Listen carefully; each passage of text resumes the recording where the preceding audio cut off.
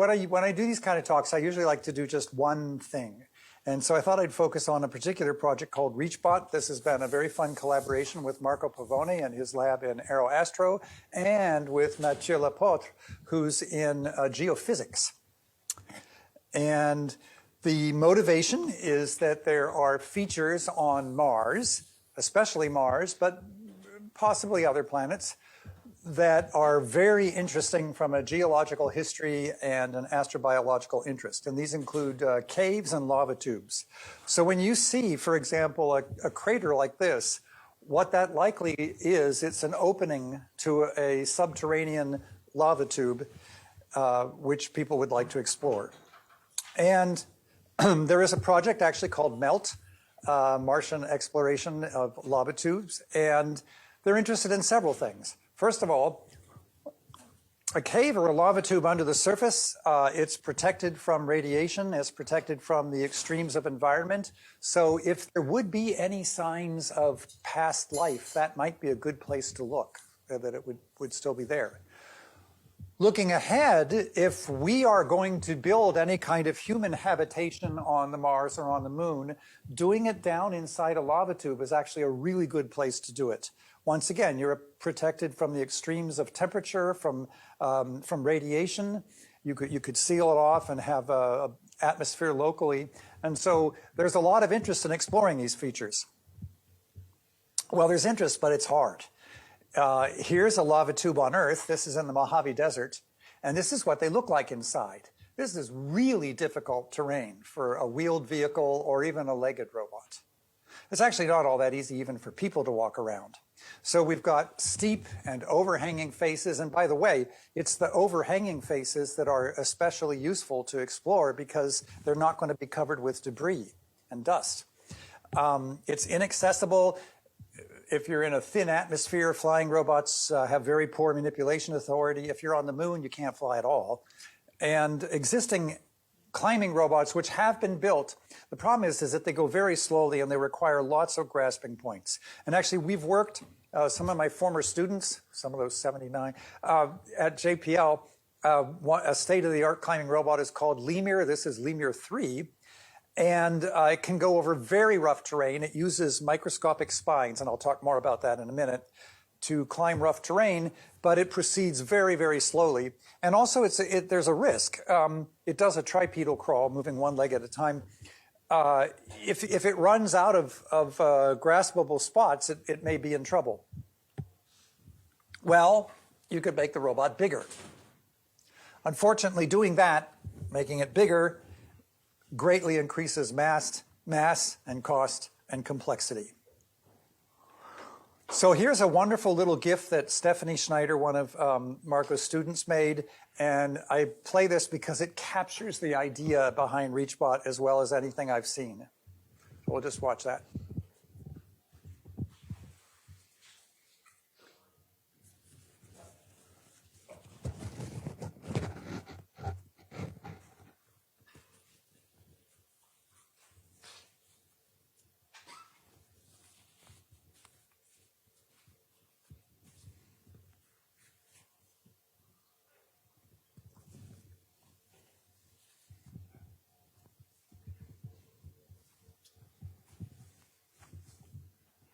And at the end, I think it takes a selfie.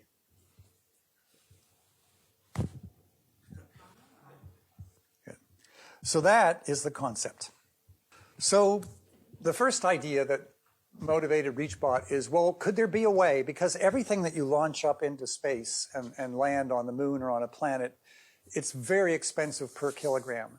Could we have a small robot, maybe the size of a carry-on suitcase, with really long arms, so that it doesn't have this problem of short reach and moving terribly slowly and finding enough places to grasp? It's not entirely an original idea. It's been around on Earth for millions of years. This is the Harvestman. And as you can see, we have a very small body, and it can go in very, very rough terrain on its scale by virtue of these very long legs. So that's a good example. What do you suppose could be the problem with scaling this up? By the way, you know, and all these things are tiny. What could be the problem with scaling this up to a bigger scale? Go. It feels like so mechanically complex. Could be flimsy, yeah. Yeah, that's one. There's another one. I mean, the thing about these harvestmen is that they don't weigh anything. If you have a long beam, your beam strength goes as length squared, but your mass goes as length cubed. So there's a good reason that we don't see dog or horse-sized spiders, galloping around, which is maybe just as well. But one other interesting point I wanted to make, and I'm showing it here, is that you talked about flimsy. They are flimsy in bending, but they can be pretty strong in tension. So this is one of these harvestmen in a windstorm, and you can see what it's done. It's flattened itself, spread eagled on the wall, and loaded itself in tension because the legs are quite a bit stronger in tension. Still, scaling's an issue. Okay, but what if gravity was no problem? What if you were supported by water? Could you get much bigger with the same form factor? Well, yes, you could. These are the Japanese spider crabs, and now we're starting to get into kind of reachbot-like proportions. Fortunately, there is another technology out there. If I wanted to have something that is much simpler than a long multi-jointed leg, could I do something else? Could I have a different kind of limb that I can reach a very long distance and grab things without having a long and complicated multi-jointed leg? And we literally did use these for our first prototypes. There are better versions out there. They're used for booms, for antennas in space, for example, and some other applications which we can talk about later. But that's the basic idea. So instead of a very long, somewhat complicated multi-jointed limb, let's just have one of these extending space booms. Another idea, principle number 2, is that, okay, these things, they're weak in bending and in torsion, but they're strong in tension. So if I have a bunch of them going out in different directions, and if I have grippers on the end, and I can actually pull quite hard. If I would clamp this to the ceiling, I could probably hang my whole weight from this tape without breaking it. So this idea of suspending yourself with long limbs and secure grasps at the periphery is also not entirely a new idea. Here's an orangutan that's demonstrating it nicely. Okay, so suppose we do that. We say we're going to have a small body with really long limbs. When I do that, what happens is that I start to turn legged locomotion into a manipulation problem, like multiple fingers manipulating a body. And this is something that has been studied for many years. It was actually part of what I did for my own PhD. You have multiple fingers pressing on a body. I can talk about grasp force and force closure and things like that. The difference is that now, instead of having fingers that press upon a body, I have these long limbs that pull upon the body. So I just invert the sign. And I can still talk about things like grasp quality and force closure and so on. Each arm has 3 joints that are powered, 2 at the base for pan and tilt and 1 for extension, and then I have a gripper at the end.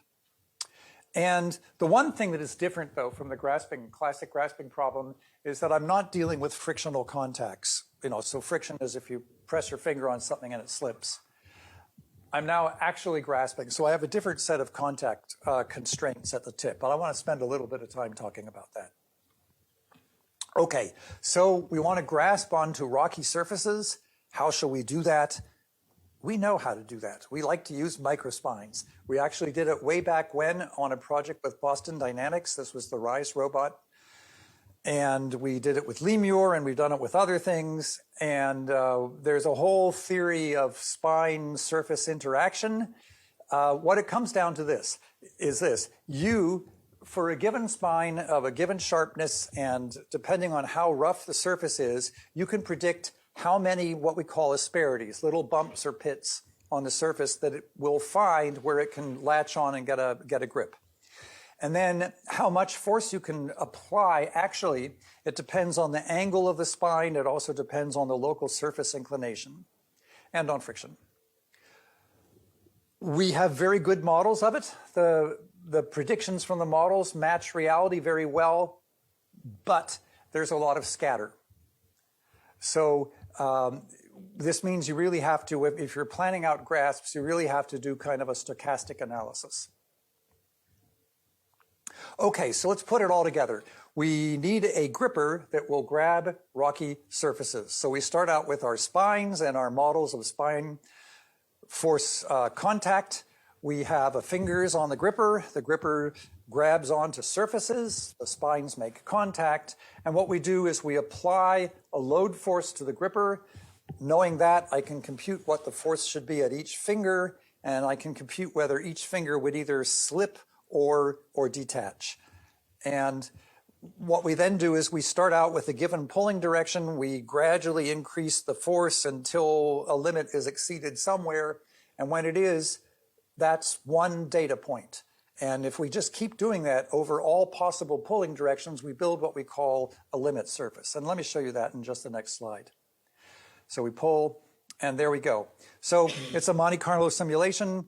We simulate over the range of possible pulling angles for each part of the surface. We solve for contact forces. We check failure.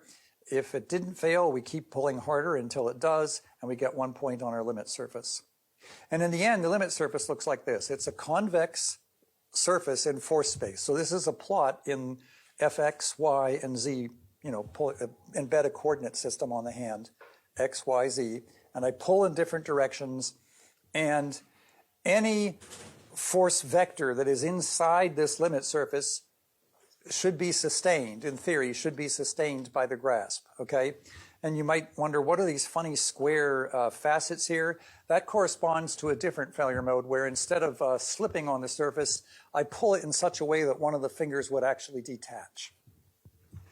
If you take a cross-section of this limit surface, it looks like this. Remember, I said it was stochastic. So the mean is in the blue, and then one standard deviation is in red. And so what I'm doing now when I'm planning grasps is I'm saying, let me take a given vector, like that brown arrow there, and I'm looking to see whether it will be inside the limit surface, which is good, or if it will intersect it, which is bad. Before I move on, let me stop and take any questions on this, because I want to move on to other topics in a few minutes. Actually, a clarification question. Yeah. Do you obtain this limit surface by modeling or by experimental data? By both. So you can build it up empirically by pulling in different directions, although, that takes a long time. So what we usually do is we do it by modeling. So yeah, it's a great question, actually. So let me go back a bit.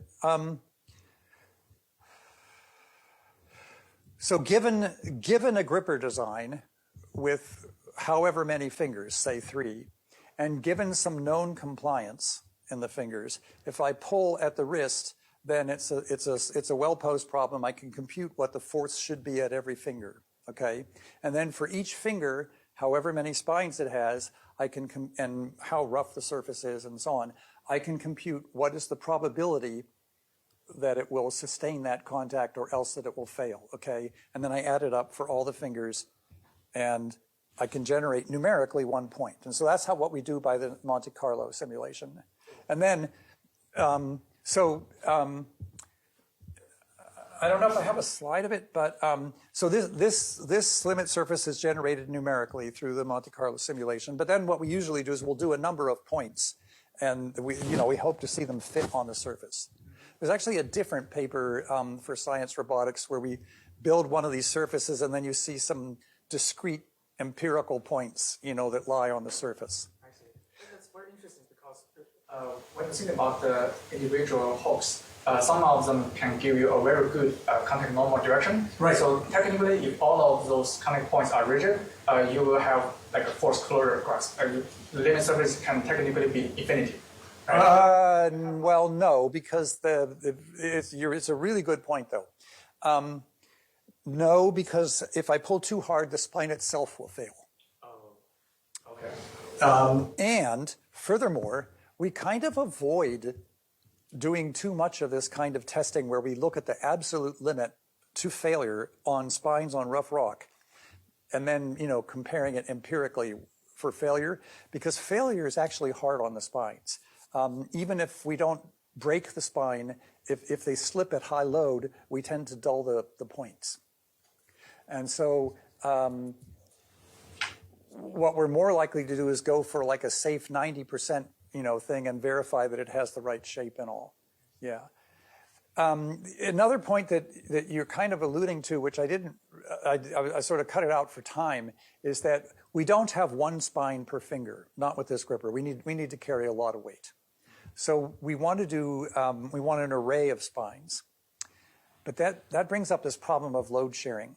If I have, let's say 10 spines on a finger, okay, and I make contact and I pull. Unfortunately, because of this stochastic nature, what's going to happen is that one or two of them will make contact first, and then the other ones are doing nothing. So I need to have some local compliance so that it conforms and it spreads the load, not perfectly, but more or less evenly among all the spines. Yeah. You can do it visually, but we also have used a tally surf. Anyway, the short answer is you can do it multiple ways.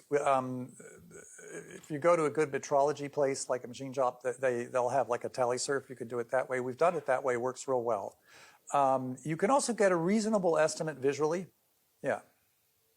Also, laser micrometer, if you have a good one, works nicely. Yeah, we've used all of those. And, we're not trying to get super accurate roughness data. What I want to know is, basically, are these spines sharp enough that I have a good chance of getting a grip? Okay, let me just say a couple more things about this limit surface stuff. One is, as you can see in the top plot, again, this is a cross-section of the 3D limit surface. And what am I doing? I'm looking for different values of internal grasp force. So I'm squeezing a little bit, 3 newtons is less than a pound, 6 newtons, a little more than a pound, 9 newtons, 12 newtons. So as I grasp and squeeze harder, not surprisingly, my limit surface is growing almost linearly. This gets back to your question. What if I have more or less spines? If I only have 10 spines, I'm on this inner red plot here.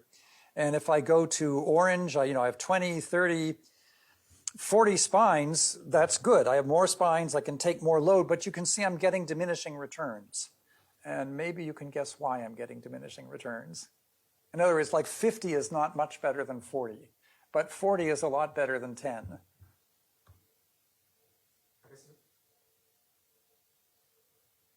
Harder to distribute. Yeah, it's because I'm getting less and less good at getting uniform distribution. That's exactly right. Yeah, that's the problem. And so you see where adding more spines is good, but after a point, it really isn't getting any better. Are any other questions? These are good ones. No. All right, I'll move on a bit, I guess. Oh yeah, go ahead. There was 1, 2 all of a sudden. Yeah. Just to clarify, here it's not symmetric because the what you're grasping onto is not. The grasp is not symmetric. Yes. Right. So if I did a symmetric grasp on a perfect hemisphere, it should be symmetric. Yeah. And there was one over there. Yeah. Are lava tubes on Mars, did they provide a solid We don't know. We have never been in a lava tube on Mars, and nothing has been in a lava tube on Mars. The field geologists, like Mathieu, suggest, they think our best guess is that the ones in the Mojave Desert are sort of like the ones on Mars. Now, the good news is that the one in the Mojave Desert, they're really easy to grasp. They're very rough. And it's not crumbly either, right? It's strong. It's not as good as like glass, right? It's not. No, but it's like the lava rock that you can get for landscaping. Yeah. And we hope that lava tubes on Mars are similar. Yeah. But presumably that's an argument. Have a mission to go check this out. Yes. I think that's a good argument. Okay. Other questions? That's great. Yeah. No, I guess I can move on a bit. Okay. Other things we learned. I'm now sort of segueing into talking a little bit about how you choose a good grasp. So all things, because, and this is where this kind of robot is very different from Lemur. Lemur's climbing up the wall. It doesn't have very much reach. And therefore, it has to kind of make do with whatever the best grasp it is that it can find, within its small reach. We have the possibility to choose, like, oh, look up there. That looks like a really good grasp spot right there. And so we want to know what's a good grasp spot. Well, one of the things that helps a whole lot is if it's a convex shape. So we like ridges, we like knob-like, dome-like features, which is not, if has anybody here done any kind of climbing on like a climbing wall, or, I'm going to show of hands, 1 person, 2 of 3 admit it. Yeah, so I mean, you have already some intuition about what's a good grasp. What we're plotting here, this angle alpha, is essentially a measure of how well we're wrapping around and conforming to the surface. And blue, which is 0, is the worst case. That means I had to take my hand, open it all the way as wide as I could, and go onto a dead flat surface and pull. Well, I only have 3 fingers. Go on a dead flat surface and pull. And I can pull out a little bit, but not a lot. By the way, when we're climbing vertical buildings or cinder block walls or things, that's where we are. We're in that regime. On the other hand, if it's a little bit rounded, things start to get better rapidly. And what I'm plotting here is, again, it's the ratio of pull force to grasp force as a function of my grasp force. So working up in this area is a really nice place to be. It's very effective, which means it really is worthwhile to try to identify things that would be a good place to grasp. So that's another interesting question. How might I do that? Any thoughts? It's got to be some vision people here. Just look. Look and? You just ask a large language model. Okay. A couple interesting things also that we thought about is we did all this. How many degrees of freedom? You know, if I go up there, how many degrees of freedom do I need to actually conform to the surfaces? And remember, when we're talking about conformation, it's at multiple length scales. We've already been talking ad nauseum about grasping with microspines at the kind of microscopic scale, 1 millimeter or so. Well, the next one that is really of interest is how long should my fingers be and how many joints should they be? Do I need long spidery fingers and do they need 2 knuckles or 3 or 4, whatever? And then finally, how big the gripper itself should be, because that's going to dictate what's a good sight. So we did a study where we looked at that kinematically, and we looked at fingers with 1, 2, 3, 4, up to 5 degrees of freedom. Now, you know, before we freak out, that doesn't mean they all have to be actuated. They could be passive. They could be passively compliant degrees of freedom. But the question we were interested in is how much difference does this do these additional degrees of freedom? So here I have a bend joint, the spines on their little spine module can move back and forth a little bit. You know, how much advantage am I really getting from these additional degrees of freedom? And the answer is actually quite a bit. What the plots on the right show, each color is essentially showing the additional area on a rock feature that I can grab by virtue of the additional degrees of freedom. So we did actually go for this bottom solution. And the gripper looks like this. It's not a gripper you'd want to use to manipulate. It is really a gripper just for grabbing. And it has just 1 motor and a huge system of tendons and what are called differentials for distributing the degrees of freedom. Let me say a bit about that. It is not a new idea. This has been around for thousands of years. If you have a team of horses or oxen and you want them all to pull a wagon, you don't want whichever one of your horses or oxen gets a little bit ahead of the others to wind up taking all the load. You want to make sure that they share it evenly. So you make this thing that looks kind of like a Calder mobile that ensures that all your draft animals experience exactly the same fraction of the load, even if one's a little bit ahead of the other. And it's been around since at least Roman times as a known solution. So that's what we use. We have 1 tendon for each finger. They're all connected to this motor. They run through this differential system. They run down. You can see the bending degrees of freedom in the finger here, yeah? And you can see that the spines are arrayed in a tile, and the tile can slide back and forth that way, and it can also rock side to side, so that essentially this is a gripper that you can just let it glom onto a rock and then start tightening it and be reasonably confident that all the spines are getting a somewhat uniform grasping force. And I won't go into detail here, but there's a lot more in the Science Robotics paper. There, by the way, up in the right corner is the whiffle tree, so-called. You can really basically exactly the same as what you see for draft animals. Any question on this before I move on? For those who are into design. Yeah. So I don't know if this is the right time to ask this, but I know like when you go to the moon, you have to deal with like lunar regolith. Do you have to deal with like Martian-like regolith getting in the way of these things? Well, first of all, there is less on Mars, and secondly, when you're in a lava tube, actually one of the big hopes is that there really won't be. There will be some on the floor, but we're going to be grabbing walls and ceilings especially. So the answer is we don't know, but we hope not. Okay. Yeah. A little bit of dust is not a problem. Several millimeters of dust is not really a problem. On the other hand, if it's several centimeters of dust, then it is a problem. Yeah. Yeah. So if the load sharing mechanism works for different limbs, like different fingers, or for every individual spine? It's at different levels. So the load sharing among individual spines is just compliant and it's imperfect, which is why we get diminishing returns as we go from 30 to 40 to 50 spines. Then the load sharing among the fingers is this differential system. Yeah. And these are all just design choices that were somewhat empirically determined that this works well enough. Yeah. Those good questions. Okay, so one of the things we realized early on is that the perception of the surface is really kind of a two-stage problem. From the body of the robot, I want to know where is a good grasp. And I actually want to know that before I extend a limb all the way out. Because it turns out that by the time you've extended a limb out, let's say ultimately 10 meters or so, you've made a fairly large commitment about where you're going.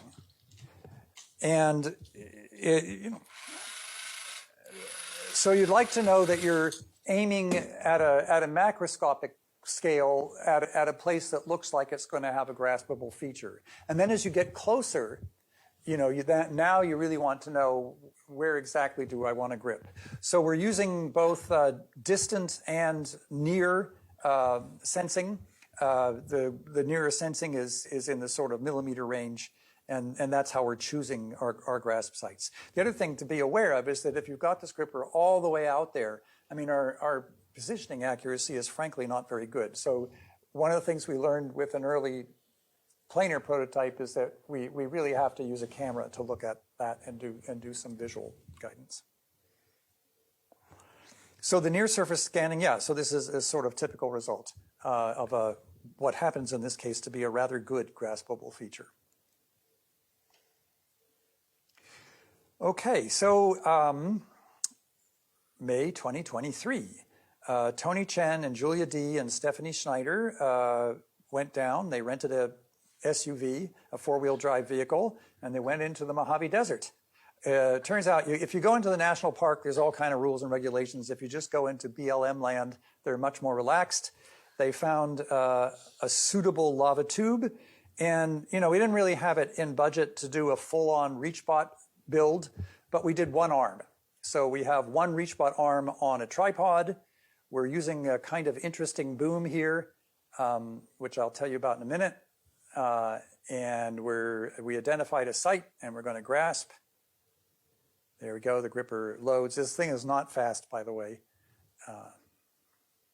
And then we pull. So we did a bunch of experiments on different grasping sites, different pull forces. We brought some lava rocks home. We scanned their surface to find out their roughness. And yeah. Is it still going? Yeah, okay.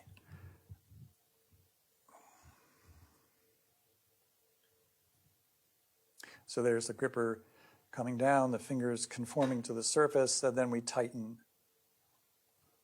And what you see there up here, that's an Intel RealSense. All right. Okay, so how would this thing play out? Well, you would need, if you want to really use the booms primarily in tension, you need a lot of them. In fact, the grasp theory says that if you've got fingers that can only push but not pull, or if you've got booms that can only pull but not push, then for a system in n degrees of freedom, you need n plus 1 for full force closure. So that means for a guaranteed stable grasp where I'm always pulling on the booms and I'm only relying on their tensile strength, I need n plus 1, which in this case would be how many? 7, right. 6 degrees of freedom plus 1. Is that good? No, I need one more because I still need to walk. So I need to be able to release 1 and reposition it while still holding on with 7. So that leads you to 8, which is why you get this spider-like configuration. And somebody had a question. No? No? Stanley? I don't know. Anyway. Well, that's a lot. But it leads to interesting problems in motion planning. This was mostly the work of Marco's student, Stephanie Schneider. The idea is you identify candidate grasp sites, you know where your body is now, you know where you want to go. You need to do that in a way that you satisfy all the kinematic and joint angle restriction constraints. And then if you're going to optimize, you'd like it to be safe and you'd like it to move as little as possible. And what else would we maybe like to optimize? There's one that I didn't mention, which actually turns out to be important. Grasp stability. I want to make sure that as I get from one place to another, that at all times I maintain a highly stable and reasonably stiff grasp. So there it is doing its motion planning. So here where the fingers are fixed and it's moving the body around. And then in the next part, it now needs to reposition one of the limbs to an alternative grasp site.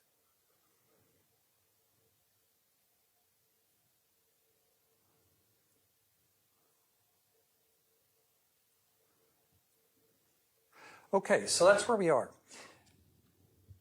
The NIAC project kind of drew to a close, and as we had our sort of wrapping up site visit, and we talked to the folks at NASA, I said, it's all very cool and all, but it's kind of, it's kind of expensive and complicated.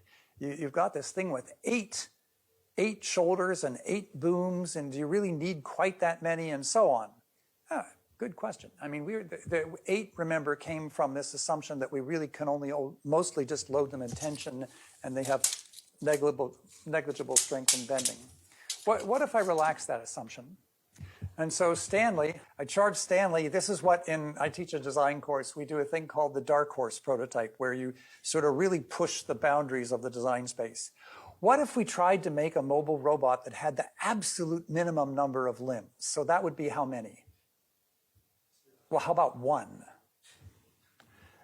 So I'm just going to have 1 actuated boom, and I'll use that 1 boom to attach a gripper or a hook with a string on it. And then it retracts. But now I've got a string. So I have what's called a cable-stayed robot, which is a thing in the literature. And it's certainly not fast, but it does work. And here you see the simulation of our cable-stayed robot going. Certainly as light as could be. So amazingly, Stanley built that. Let me actually, I'll go ahead to show it. Oh no, I'll go to it in sequence. Turns out it introduces a number of issues. If you really do have a gripper that's only held by strings, you are more sensitive to having a suboptimal grasp. For example, here's your body, and this is mostly the work of Dan Morton. You have a squarish body here. I have a bunch of booms that are out. If I'm able to apply a little bit of compression and a little bit of bending moment from the booms into the body, and I compute a measure of the quality of my grasp. And by the way, this is going back to really old grasp stuff. This is essentially a variation on the classic Ferrari-Canny grasp metric. And the bigger this polyhedron is, the better, okay? It's not bad. I can do it with cables, but it turns out that if I make a suboptimal choice of cable orientations and placement, it's much more sensitive to that.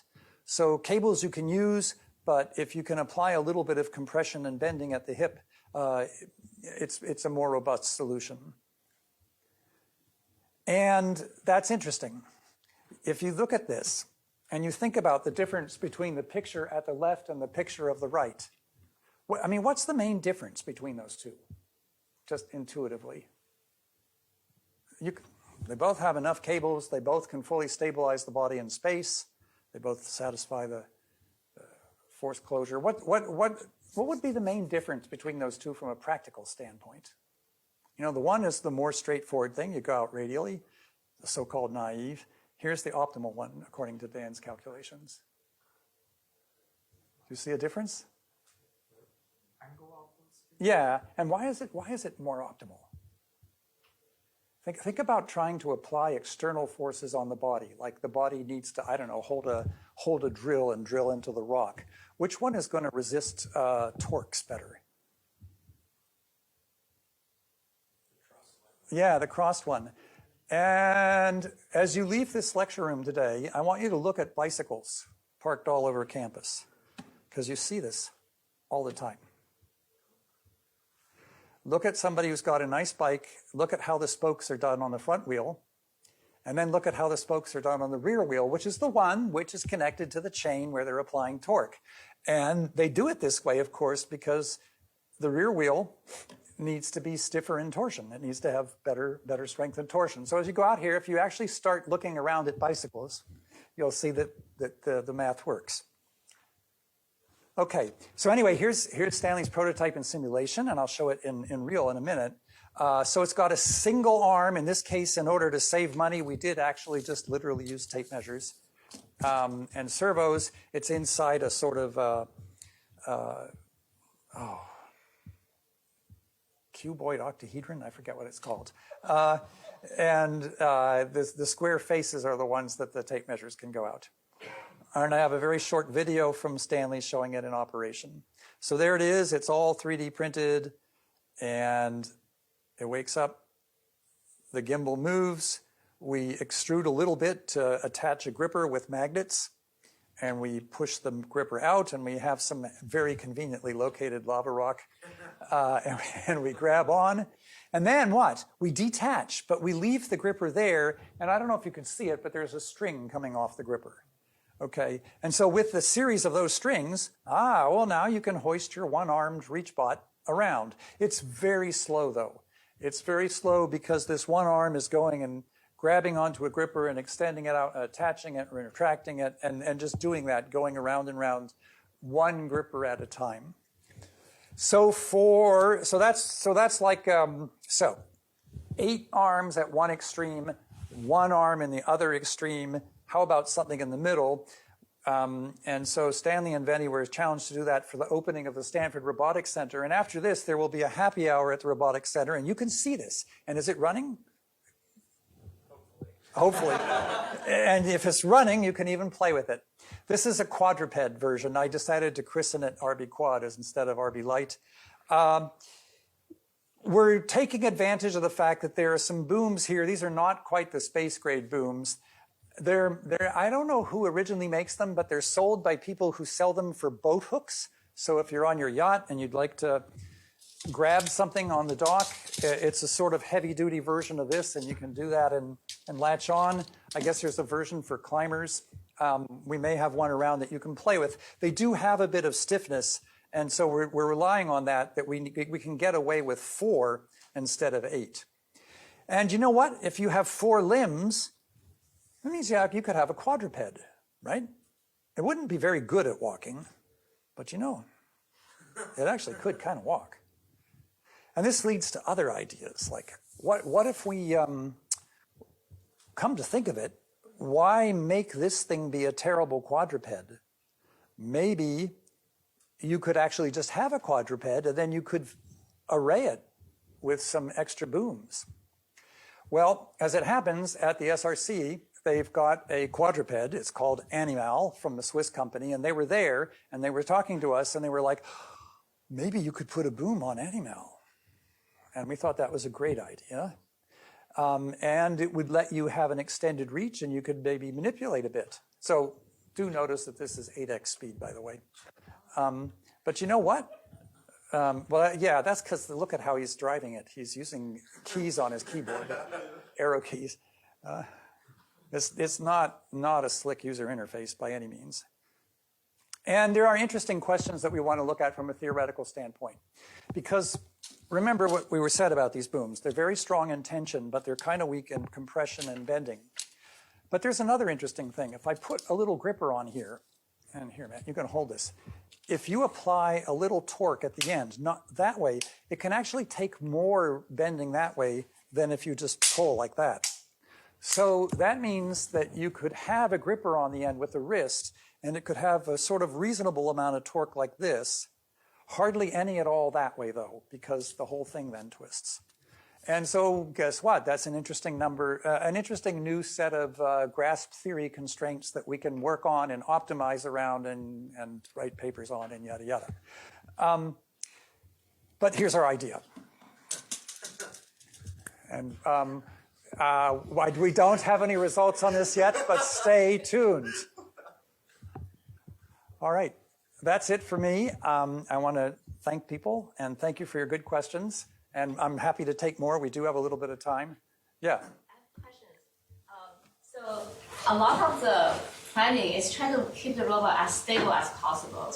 But I just cannot have what if you can swing? Like, isn't that like give you? Yes, like really dynamic. Yeah. So the whole, I mean, that's really exciting, and I would love to do it. I mean, the whole initial premise with NASA, you know, like all their robots are incredibly slow. Like the Mars rover goes 200 meters in I don't know how many days. So the original premise was, well, let's not deal with that. But you're right. That would be very exciting, and you could, and especially if you have a wrist now, because then you really can swing. So I like that idea. You can use less degrees of freedom to get where you're going and go a lot faster, especially if you're feeling, you know, and this was the other thing, is that when we started, we were not, I think, confident that that we would be able to find good, strong grips with high reliability. But now I think we can. I actually think that the gripping problem maybe turned out to be easier than we thought it would. Unless, as somebody asked, it turns out to our dismay that Martian lava tubes are very slick and smooth inside, in which case, yeah, whatever. Another question is that for Mars in particular, like is the visibility similar on Earth? Like is that very dark or is that actually yeah, the lava tubes, as soon as you get them, are completely dark. So you have to provide all your own lighting. Okay, but also that's an opportunity because you can provide lighting at different angles, and you can have lighting from the body and then more lighting out at the tip and get, you know, help you to get grasping. So interesting perception problems there as well, I think. Yeah, good point. It seems like to have that highly dynamic motion, you have to be very confident that when you swing, there's something to grasp. That you swing, and when you grasp, it really will grasp because you don't have time to say, oh, darn. Yeah. Yeah.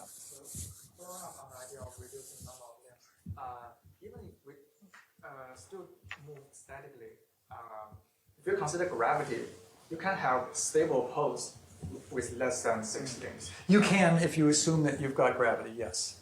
Yes, Yeah. but we do have gravity on Well, Mars. we do. We have less and even less on the moon. So yes, that should help some. Actually, though, here's the other thing, though, where we want stability, because, and we learned this even with the planar prototype where gravity is not a problem. If a grasp fails, and they will sometimes fail, because remember, the spines are stochastic. So unfortunately, even with a very good grasp, there's maybe, I don't know, a 5 or 10%, maybe 5% chance of unexpected grasp failure. And when I do that, there's suddenly no force along this limb. So it's a step function, right? From several newtons or tens of newtons, depending how big it is, to 0. And the whole thing now, the whole rest of the robot, you know, oscillates, which is why we want to keep this sort of stiff, strong structure at all times. I see. Yeah, like the bicycle wheel almost. Okay. Yeah. It Yeah. seems like the cost of a failed grasp would be a cascading series of failures. Could well be, yes, on the because you fail and then, yeah, and we got a little bit of insight on that. Our very first prototype was literally 4 of those Black & Decker battery-powered tape measures controlled through an Arduino and rolling on roller bearings on a floor. And even then, we saw that if you had loaded it up and one grasp suddenly failed, the whole thing would also, yeah. Yeah. How do you get into a configuration where you have all 7 necessary arms set up? Like how do you deploy basically? Yes, good question. So there's another paper. It's a ConOps, a concept of operations paper. The idea is that you lower it down on a tether, and then the booms extend. And if in the worst case, if the lava tube's really big, you may actually just have to drag yourself to the nearest wall and grab, and then go over and grab. And at that, now you're in business. You can start to move. But you're right. This is all stuff we've thought about. We don't have detailed motion planning for it, but it's been thought about at least at the level of a ConOps paper. Yeah. And does the ConOps involve like getting all 7 arms before you detach from the tether, or I guess I'm not straight. I don't think you need. Again, if you've got any gravity, you don't really need all 7. Yeah, you could hang from 2 or 3. Yeah. Or if you had the locomotion permit where you could. And as you see, if the booms are stronger, you can locomote, albeit rather badly, but you can do it. Yeah. Any others? All right. Well, we should maybe go to the robotics center and see if it's running. Okay. Thank you all.